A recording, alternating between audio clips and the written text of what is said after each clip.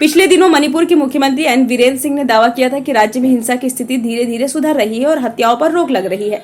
उन्होंने दावा किया था कि राज्य में विपक्षी खेमों की बैठकें भी हुई हैं, जहां अमन शांति की बात हुई। इसके विपरीत जमीनी हकीकत मणिपुर में वही है जो पिछले सालों से देख रहे हैं। यहाँ कुछ भी नहीं बदला। मणिपुर में पिछले साल मई में हिंसा एक बार फिर शुरू हुई, जब इम्फाल घाटी में रहने वाले मैतेई और पड़ोसी पर्वतीय इलाकों में रहने वाले कुकी समुदाय के बीच जाति हिंसा में 200 से अधिक लोगों की मौत हो गई और हजारों लोग बेघर हो गए। मणिपुर में हिंसा थमने का नाम नहीं ले रही है। राज्य के तैंग नौपाल में उग्रवादियों और स्वयंसेवकों के बीच गोलीबारी में 4 लोगों की मौत हो गई।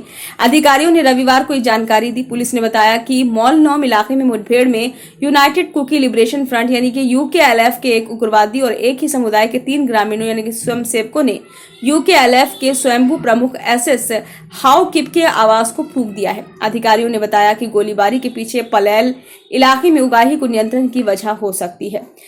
कांग पोकपी जिले में सैकुल के पूर्व विधायक यमथोंग हाउकिप की 59वीं वर्षीय दूसरी पत्नी सपम चारूवाला की एक बम धमाके में मौत हो गई। अधिकारियों ने बताया कि शनिवार की रात को सैकुल के 64 वर्षीय पूर्व विधायक यमथोंग हाउकिप के घर के पास स्थित एक घर में भीषण बम विस्फोट की पुलिस जांच कर रही है।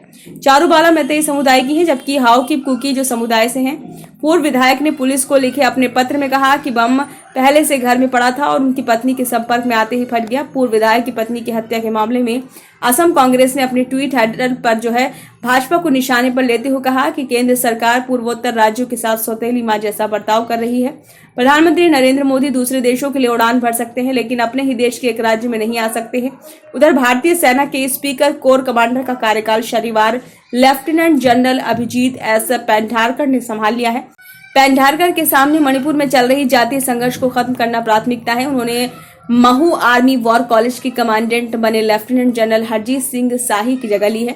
भारतीय सेना की सबसे बड़ी स्पीयर कोर मणिपुर समेत पूर्वोत्तर के अधिकांश क्षेत्रों की सुरक्षा के लिए जिम्मेदार है। पेंढारकर ने 1990 में असम रेजिमेंट से कमीशन प्राप्त किया और 34 साल के सेवाकाल में अलग अलग कमांड और स्टाफ के पदों पर काम किया है। मणिपुर की समस्या सेना की सख्ती से शायद खत्म न हो, इसका हल सियासी तरीके से खत्म किया जा सकता है। केंद्र और राज्य सरकार को मिलकर सभी संबंधित पार्टियों व गुटों से बैठकर विचारों के आदान प्रदान करने से ही कोई रास्ता निकल सकता है। ये यही हो सकता है कि जबकि केंद्र सरकार इस समस्या को पूरी प्राथमिकता दे।